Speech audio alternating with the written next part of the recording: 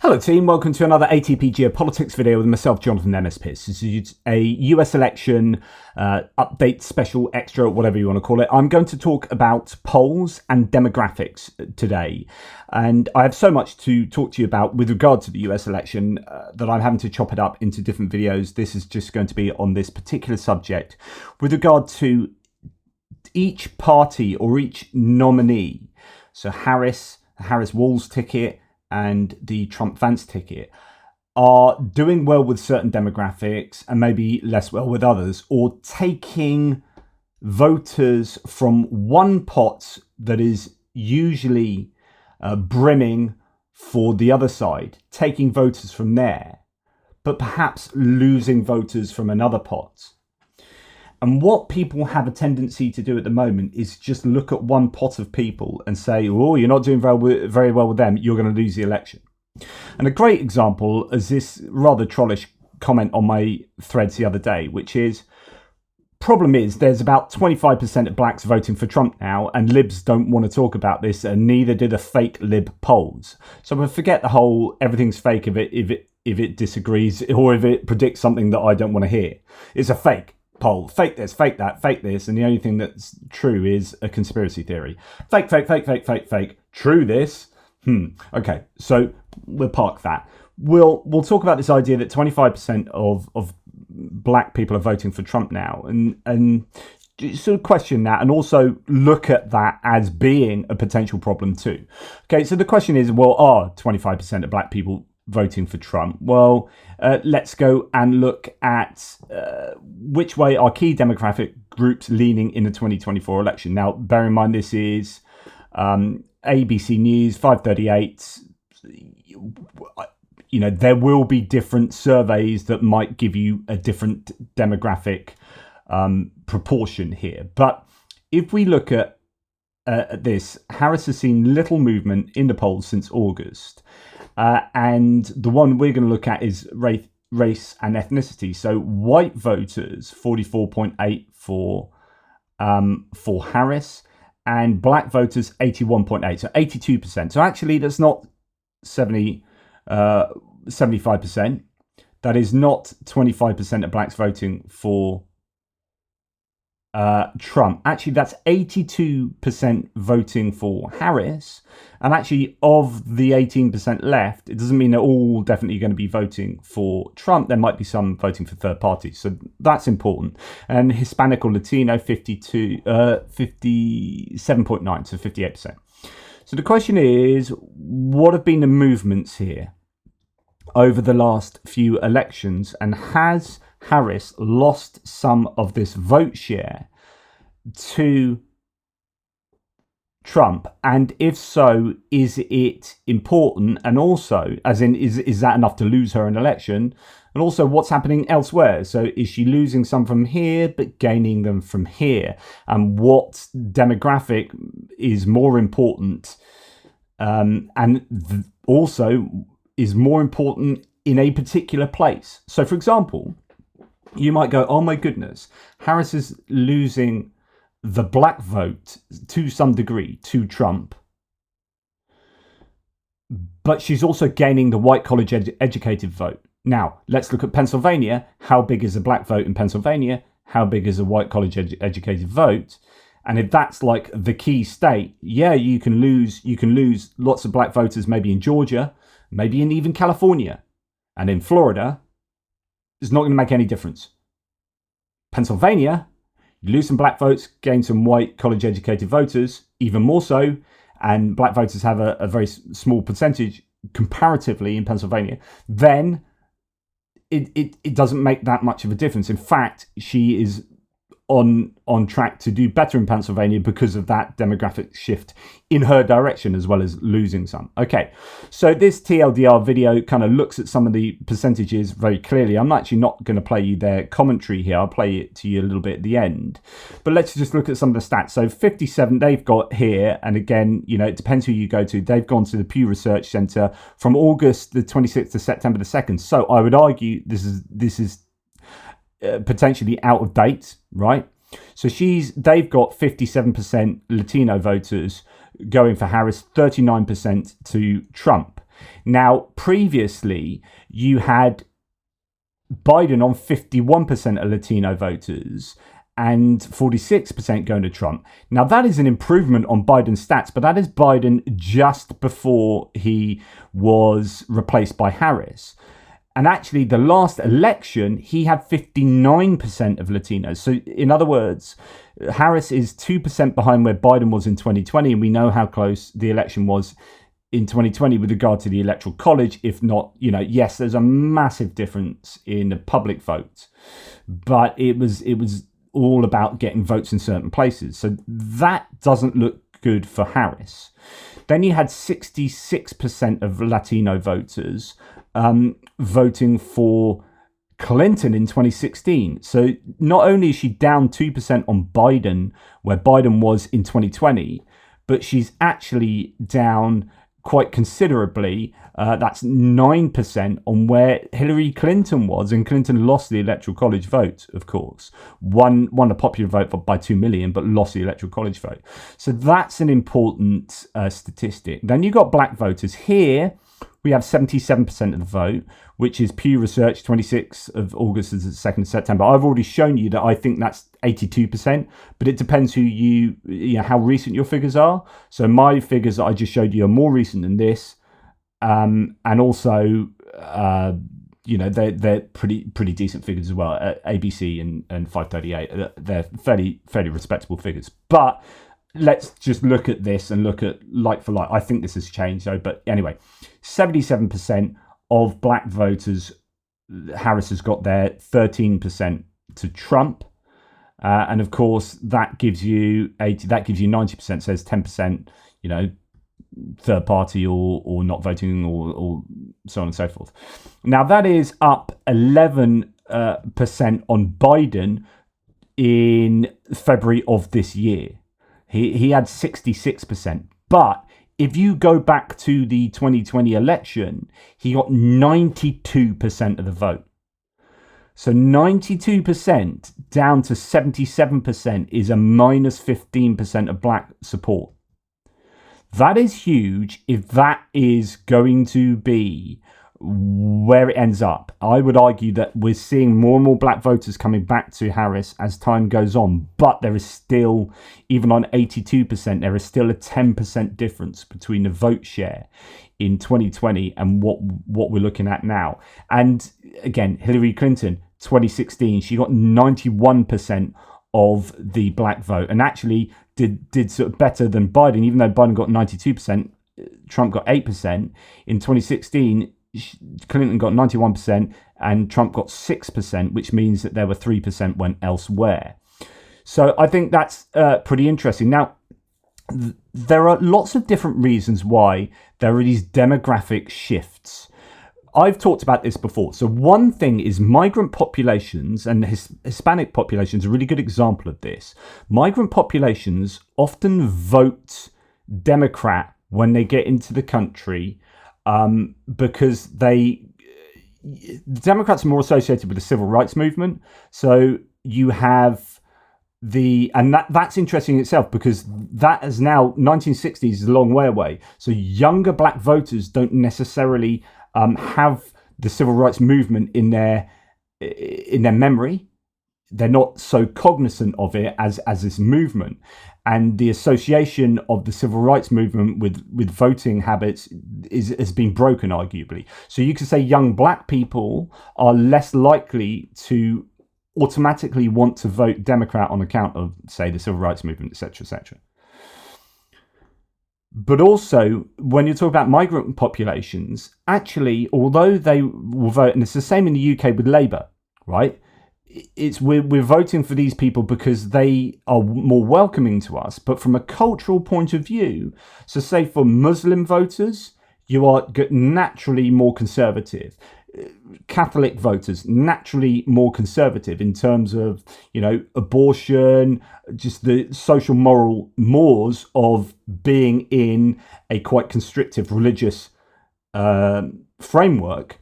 You actually are much more likely to align to a conservative worldview. And this is a weird thing, and this presents this really interesting tension where I think you'll probably get people who are sort of first, second generation migrants maybe siding with Democrats or Labour on account of it being a not a natural home, but an easier home initially. And if your religious disposition maintains over this period through generations, then actually, naturally, you're going to favour a more conservative outlook. And so actually, there are many Hispanic voters who will be wanting to vote Republican based on their Republican affiliation with religiosity. And that kind of plays around with how we might understand things. Then you have Latino voters are not one homogenous demographic, right? You have Venezuelan and Cuban voters who have escaped. So you've got migrants who have escaped either, communism in Cuba and socialism in Venezuela, but not a kind of democratic socialism like you might see in the Nordic countries. These are people who have escaped a far more centralized governmental oppressive regime, whereby that is absolutely not what they believe in. So when they come to America, actually, they are very much pro-capitalism, pro-free market, pro-republicanism, really. So you often see areas of Florida where you get Cuban and Venezuelan communities much more favoring the Republicans than, say, other Latino voters in other parts of the country that don't have that same kind of heritage and outlook. So it's thinking of Latino voters as one homogenous unit of people is really problematic. They're not monolithic. And you get all these different reasons as to why people might be rejecting or moving from traditionally being associated with Democrats to being associated with Republicanism. And we are possibly seeing that move, but at the same time, we're seeing these other moves take place concerning the white college-educated voters. Interesting, but also worth looking at Arab American registered voters. So you've got 41, a recent poll, a Zogby poll, and it'd be interesting to see if this maintains, but Harris has only got 41% of the Arab American vote compared to Trump getting 42%. And this is really odd, actually, but you can kind of understand it. So Biden's policy in supporting Netanyahu and Israel in the Israel-Gaza conflict has alienated the Democrats from a lot of people who are pro-Palestinian, pro-Palestine. Even though the weird thing is that Trump is even stronger in support of Israel, but it's this reaction against Harris, or the reaction against Biden more accurately, and then associating Harris with Biden. It's a reaction against the Harris-Biden ticket, and therefore by default being pro-Trump. But when actually that would be worse. So that's interesting. And also we can talk about the conservatism of the Republican movement as being much more aligned with the religious conservatism of Arab voters anyway. As I mentioned earlier, it's part that same issue. So anyway, that's absolutely fascinating demographic there. And in 2020, the presidential election, Biden has 65% of the vote and Trump 35%. This is potentially quite a problem, especially when you've got whole communities like Dearborn up in those northern states where there is a really considerable Arab population, Arab electorate that either side would want to court, and it seems that Trump has got far more of that vote just on account of Biden's position in supporting Israel, even though, as we're hearing today from the Bob Woodward book, Biden absolutely detests Netanyahu, and he's kind of aligned the US with Israel on account of what he's second guessing the electorate want, how the Republicans would react, and also the existing agreement in place between the two nations of the US and Israel. So all of that is constraining Biden and making him unable to do what actually he probably wants to do, because that would be even more divisive. The Israel conflict is a real issue for Democrats, because whichever way you go on that, you are going to lose some voters, which is sort of why you've seen the US be somewhat supportive, but not like massively supportive, and why Kamala Harris has been quite careful with her rhetoric around supporting the humanitarian crisis in Gaza whilst supporting Israel's right to self-defense, and but sort of hedging her bets a bit. Absolutely is what you'd expect from her there.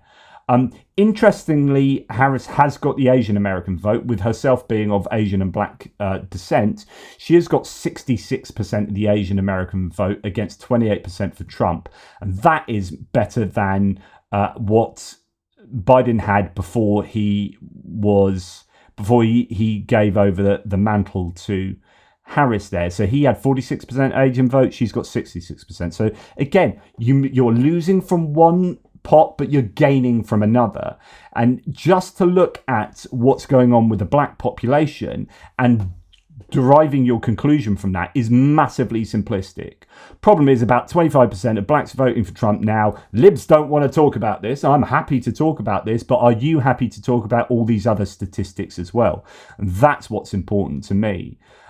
So yeah, and you can talk about all the reasons why this is happening. I don't know. Yeah, so they talk about a number of these different things and the connections between cultural conservatism, etc., etc. There's another interesting point as well that they make in this video.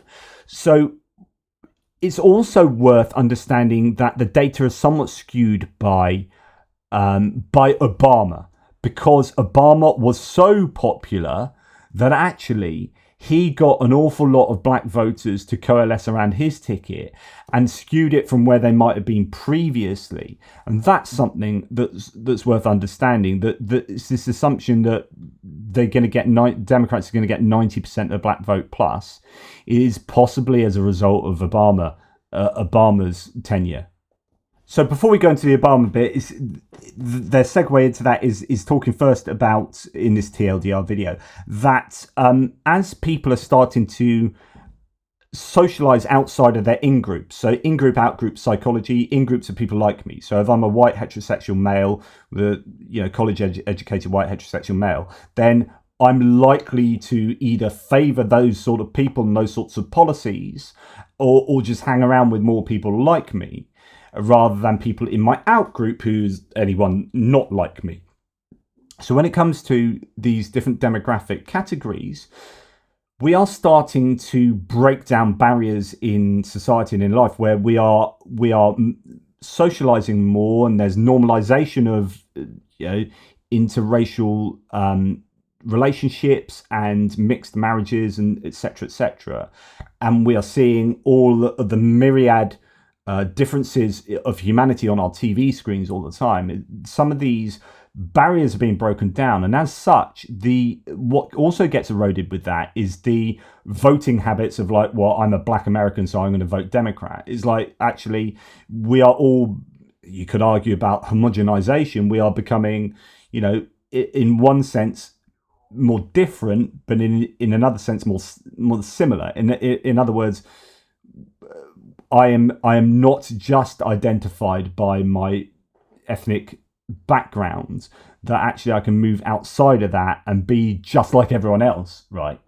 And that erodes some of those voting habits. But anyway, as far as Obama's concerned, the second reason, though, is Obama. In short, it's not that Democrats always did better with minorities, but rather that Obama did. And you can see this by looking at the midterms when Obama himself wasn't on the ballot.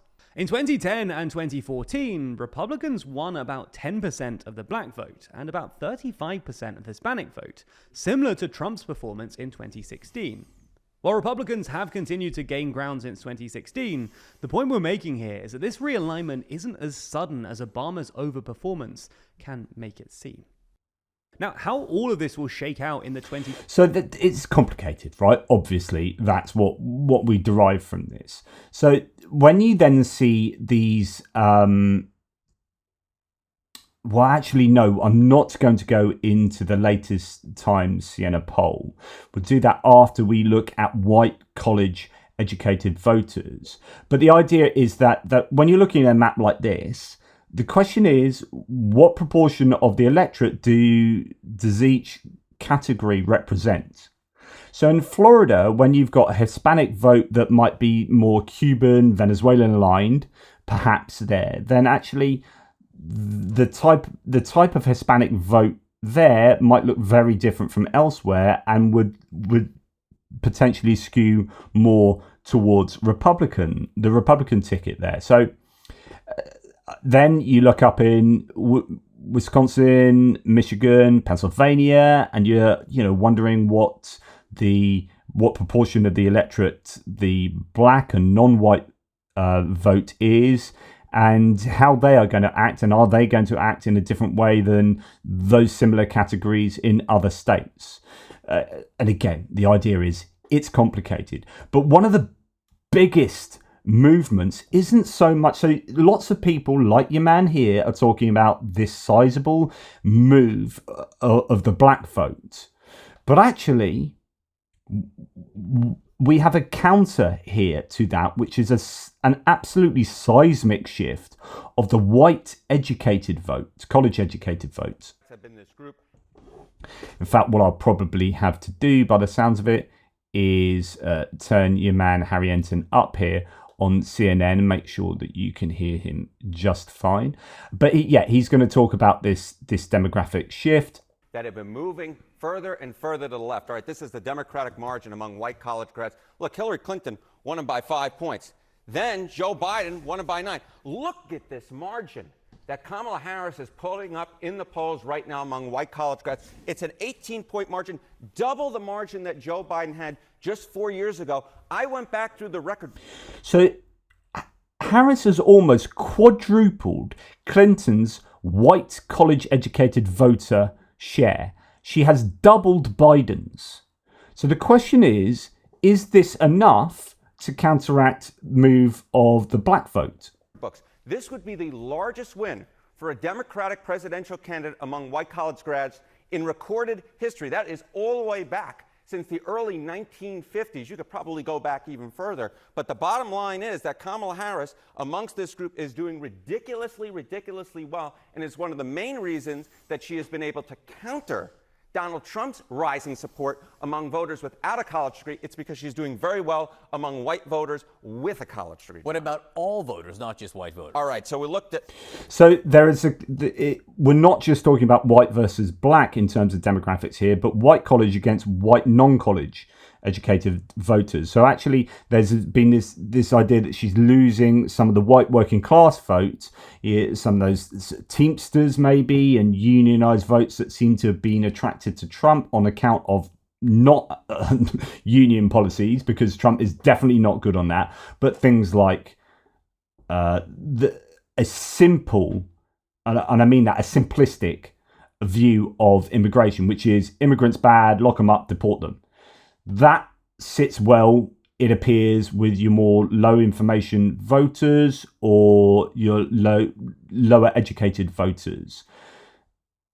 The flip side is also appears to be the case, as Enton has just stated here, with college educated white voters. White voters with a college degree. How about all voters with a college degree? It's basically the same story. It's historically high support for a Democratic candidate. You see right now Kamala Harris leads in the polls by 21 points. That's 3 points higher than Joe Biden did 4 years ago. At 6 points higher than Hillary Clinton did 8 years ago. The bottom line is this, Mr. Berman.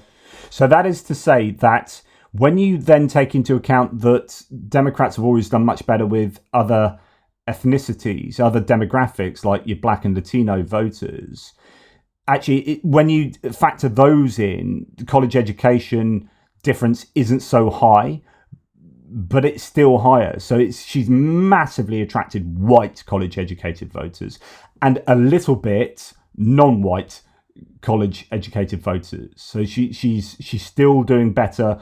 She's doing better across the board with college-educated voters. The electorate is becoming more polarized along education, and Democrats, at least among those with a college degree, are the beneficiaries of it, and Kamala Harris is doing historically well for a Democrat among voters with a college degree. Better than ever among voters with a college degree. It's very interesting to work out why that is. What is it about education that is doing this? What's the causality going on there? And that's probably not for this video. Sometimes I think it is for your low information, low education voters, they are much more easily sold on round up immigrants, lock them up, send them back, as opposed to, well, we're going to change the 5,000 grant to 50,000 for starting up new businesses or whatever it is, and the housing and this. You start getting technical and you start going into all of these finer details, which is what people are asking for. Oh, she's so vague. Give us details. She stands there, gives all these details, and people go, oh, I'm bored now. All I heard was a bunch of numbers. What are you doing with immigrants? Right, you're going to lock them up. Brilliant. Yeah, I'm going to vote for you. And so is there, and I don't know if I'm being too simplistic, am I being too insulting about education levels? As if people without a college education can't understand the value of this kind of tax system or that kind of grant system. I don't know. I am arguably being quite insulting here, but something is going on. Like, there is something that is underwriting why people with lower education are favouring the Republicans, and I think it's got to do with like single issues. Personally, I just think it's simplistic narratives, such as, are you going to nip my guns? Right, I'm going to vote this way. And gun owners are more associated with lower education, perhaps. And again, I'm speculating. I need to go and research this, but I'd say single issue voters that are much more obsessed with big ticket ideas and aren't willing to get into the weeds of policy and manifestos. How many voters do have a college degree? Right. So this is the... Sorry, and this is where it gets super important. So, okay, whoop-de-doo. We can go look at the map and say, okay, brilliant. College, she's doing really well with college-educated voters, white college-educated voters particularly. Well, okay, but how much of a percent of the population are they? Is that a segment that's growing or shrinking? And if it's a proportion that's growing, then this is really significant because it's a larger percentage of a growing real number. So you're double whammy. It's not a larger percentage of what we already had last election, but actually it's a larger percentage, which would be a benefit anyway, but it's a larger percentage of a bigger number, which is even better. Second part, the key nugget here, an increasing share of the electorate. You go back 44 years ago, just 21% of the electorate had a college degree. You go back 24 years ago, 31%. You go back 4 years ago, you're up to 40%. This year, it looks like a historically high proportion of the electorate, 41%, will have a college degree. You know who those voters are. They're in the suburbs of places like Philadelphia, of Detroit. You go, obviously, to Madison, Wisconsin, right? A rising tide, more and more voters with a college degree. It's what flipped the great state of, part of what flipped the great state of Georgia, right? Those voters with a college degree in the suburbs of Atlanta. This is a big reason Kamala Harris is still in the race right now, because even though she is losing a little bit of support among voters without a college degree, she's gaining rapidly among those with a college degree, specifically white voters with a college degree. Either way you look at it, historically high support at this particular moment. So is she gaining a larger proportion of college degree voters than she's losing non-college degree voters? Is she gaining a larger proportion of white voters in this, just in general, than she's losing black voters? And where's this happening and how's it happening? What does that look like?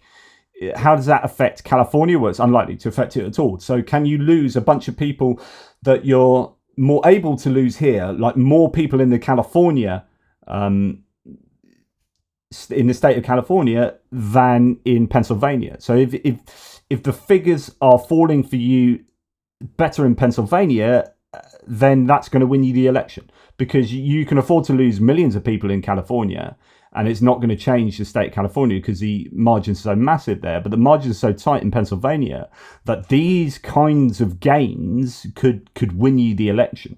In one sentence, more voters than ever with a college degree. She's doing better than ever with voters with a college degree. That's exactly right, Mr. Berman. That is the great thing we're going to be watching down the stretch of this campaign. Does Donald Trump, the support that he's pulling among working class, counteract the support that Kamala Harris is gaining among those with a college degree? That's the battle going down the stretch. At this point, we're not sure which side's going to come out on top. Major structural shifts. You got it, with my an friend. F in there, just to be clear. Marianne, thank you. Thanks.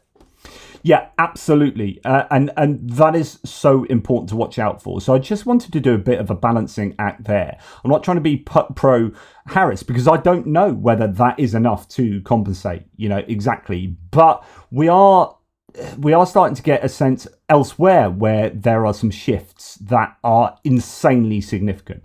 Anyway, on that note, Christopher Boozy here, and I did share some Pennsylvania stats that he had put together the other day in my previous US elections video from him. He says journalists, pundits, and analysts spend way too much time on social media, which is part of the reason why they missed the reality on the ground in 2016.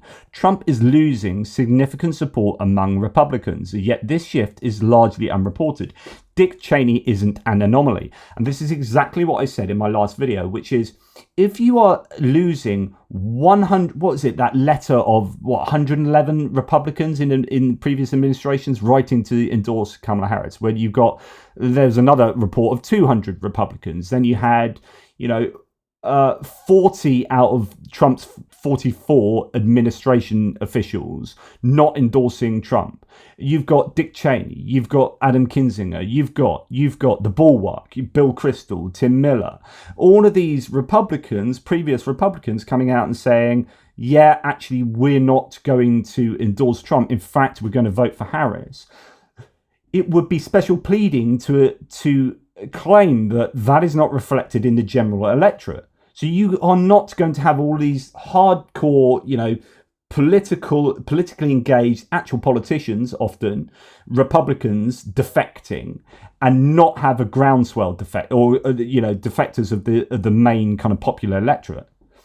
Therefore, that it stands to reason that you are going to get a leak away from the Republican Party, a Republican electorate, onto the Harris ticket.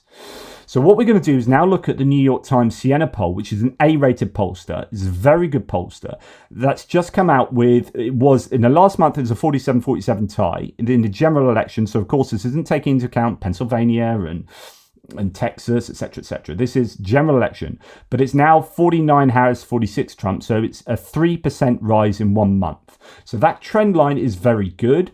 If Harris wants to win, judging on what the general election statistics are, then she needs about a 4 to 5 point margin there. So if she's 46 to 50, obviously 50%, but if she's like, say, 45 to 49, then that's probably going to be enough to ensure that she is getting those battleground states as well. So you can kind of map, it's a big enough gap in the general election poll to assume that actually that maps down onto the battleground states. Right. But let's look at the crosstabs in this New York Times Siena poll. This is Let's Talk Elections video. Now, the real thing I'm focused on in this video is the party ID metric. The Democrats, the Republicans, and the Independents. Now, they ask a question. If the 2024 presidential election were held today, who would you vote for if the candidates were? And they provided two options, Kamala Harris and Donald Trump. They also did a combined presidential ballot. So what does that mean? You're including, third-party candidates. You're including people outside of this realm of regular politics that are, less well-known nationally, but still on the ballot in some states. People like Chase Oliver, people like Cornel West, people like Jill Stein, people like RFK Jr., who in some cases is still on the ballot. And what I do think that is really, really interesting is that, when you're mentioning these candidates, they aren't gaining that much traction. Kamala Harris's lead doesn't change at all when it comes down to the electorate, but the vote shares do decrease just across the board, no matter what. What he's saying basically is all of those third-party candidates appear to be taking off both sides equally.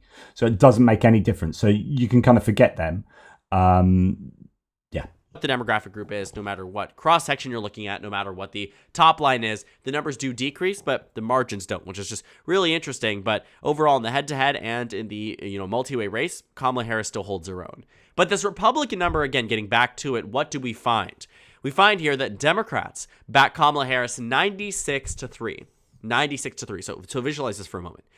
So what he said, this is super, super important. So registered Democratic voters are, according to New York Times Siena poll, are 96% of them. So 96 out of 100 of them are going to vote for Kamala Harris.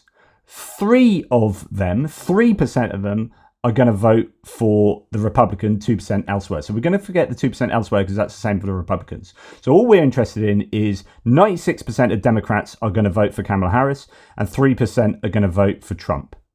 But for the Republicans, it's 89% are going to vote for Trump and 9% are going to vote for Kamala Harris. So Kamala Harris is attracting 3 times more Republican voters to her than she is losing to Trump. That there is everything I've been talking about for the last month. So every time I do these videos, I'm talking about shoring up your own vote so you keep them. And at the same time, stealing votes from the other people.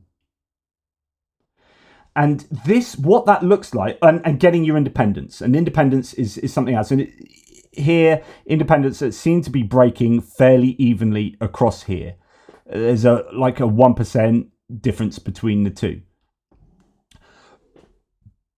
But when it comes down to shoring up your own vote, Kamala Harris has done that. She's got 96% of her vote. So you ain't going anywhere. You're staying with me.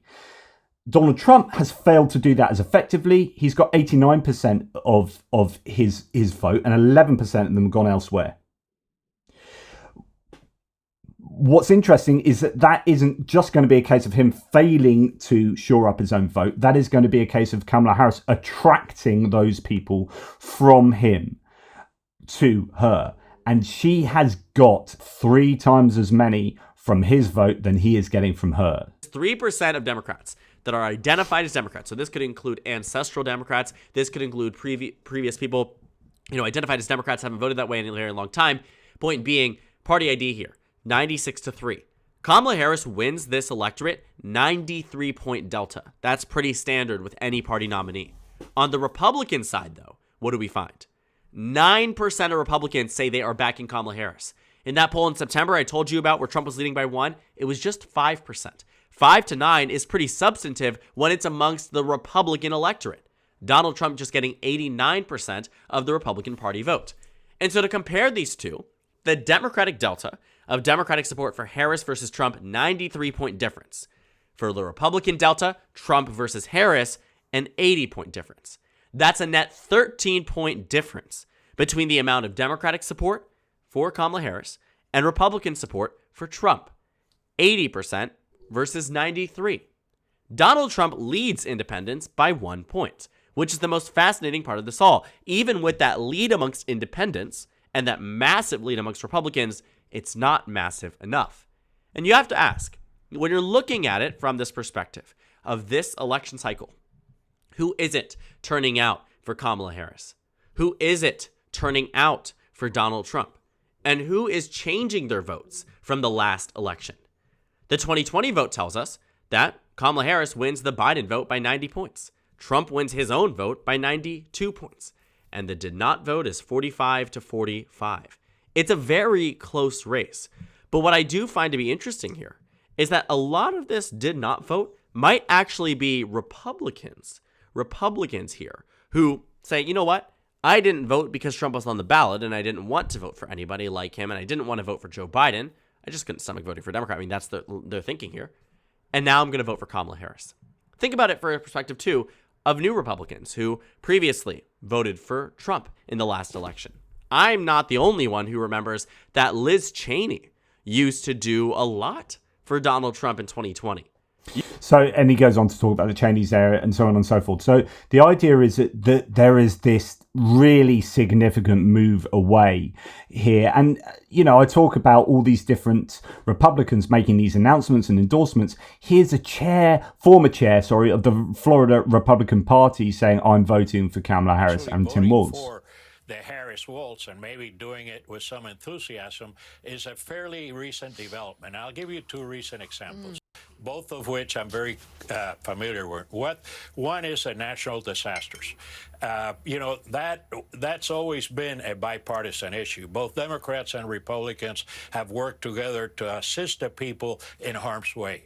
Well, the White House asked Congress to pass a bill, a supplemental bill, to really help people with these disasters because we may be running out of cash.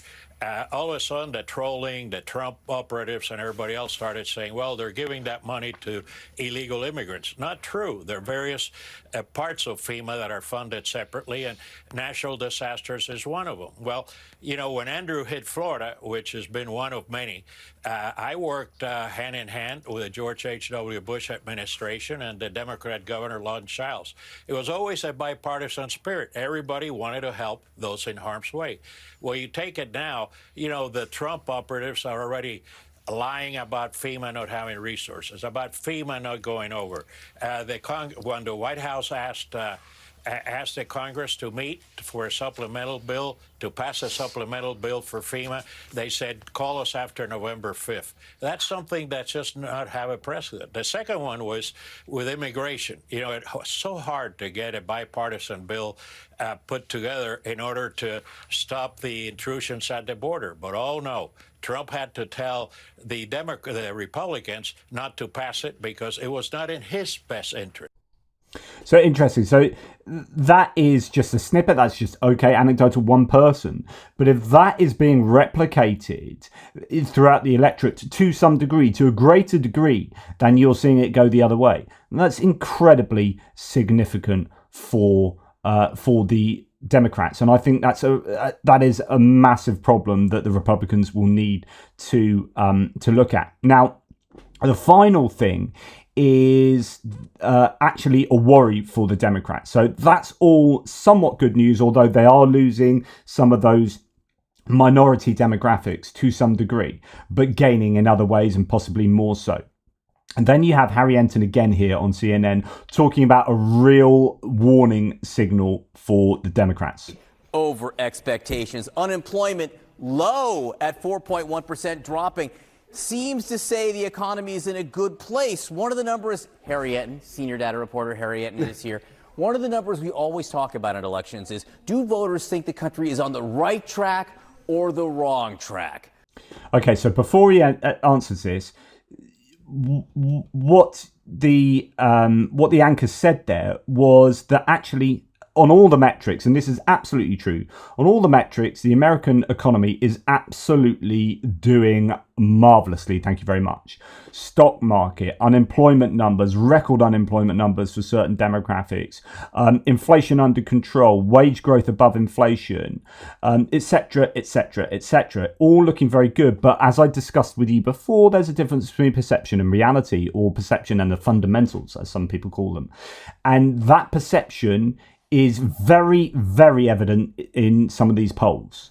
What do the polls show? Yeah, if we look at whether voters believe we're on the right track or the wrong track, I think that this sort of gets at a problem for Kamala Harris's campaign. Just 28% of Americans think the U.S. is on the right track. And I want you to put that into perspective, right? When does the average, when the incumbent party loses the election, look at that. It's just 25%. That looks a heck of a lot like that 28%, right, that currently think the country is on the right track. When the White House party wins, i.e. Kamala Harris's party, the Democrats, 42% on average think that the country is on the right track. This 25% looks a lot more like this 28%. It doesn't look anything like this 42%.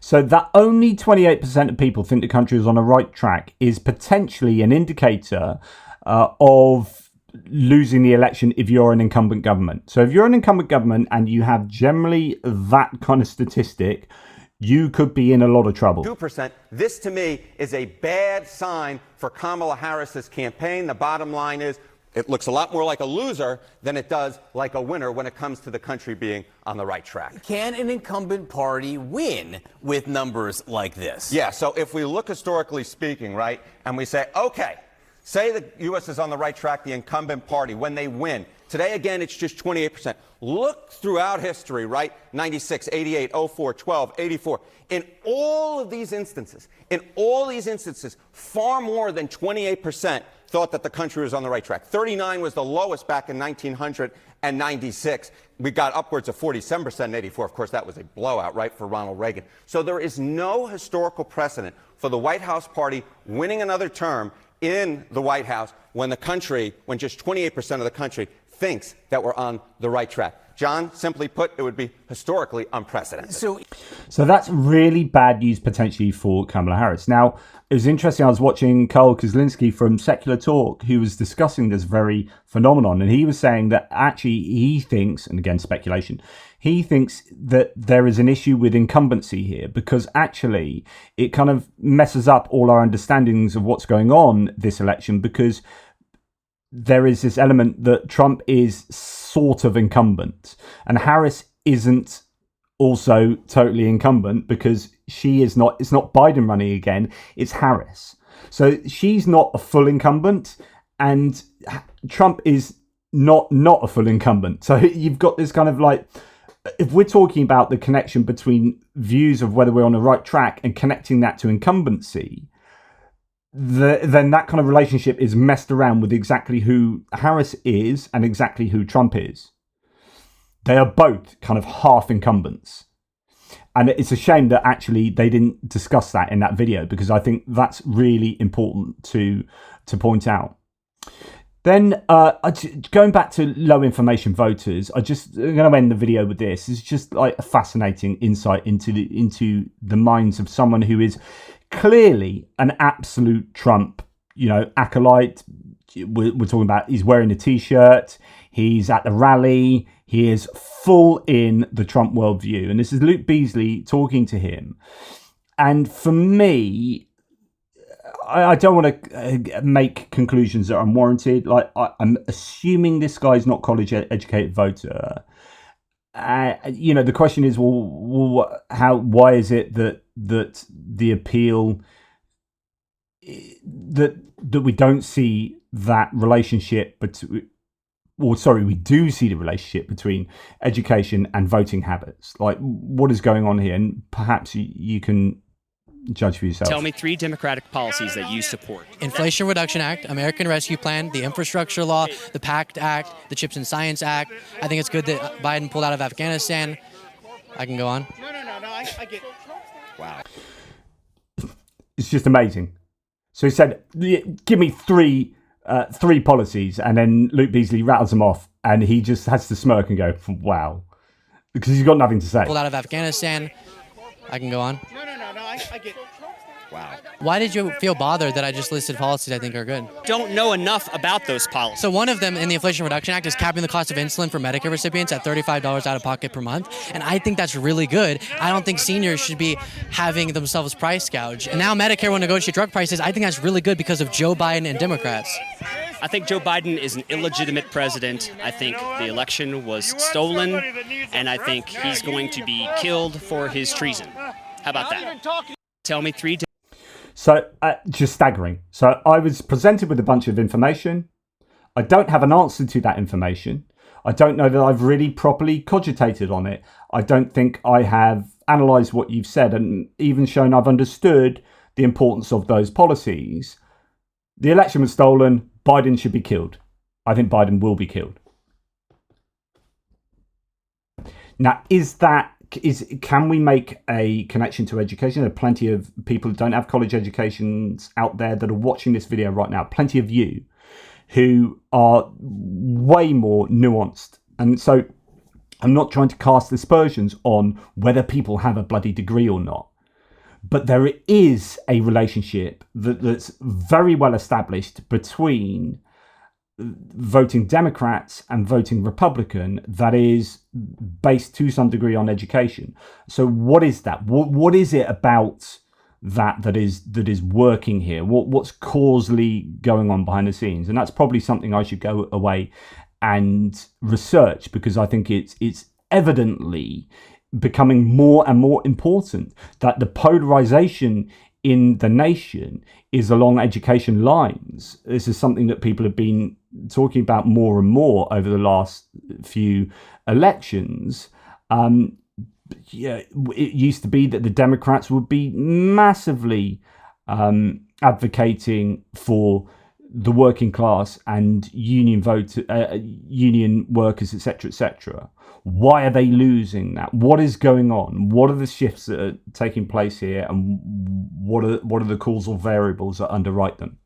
Anyway, that's enough from me. I don't know that I've particularly given you any solid conclusions about anything, but there's a bunch of information for you guys to take on board and cogitate over, and you can let me know what your opinions are in the threads. Thanks for watching. Take care and speak soon.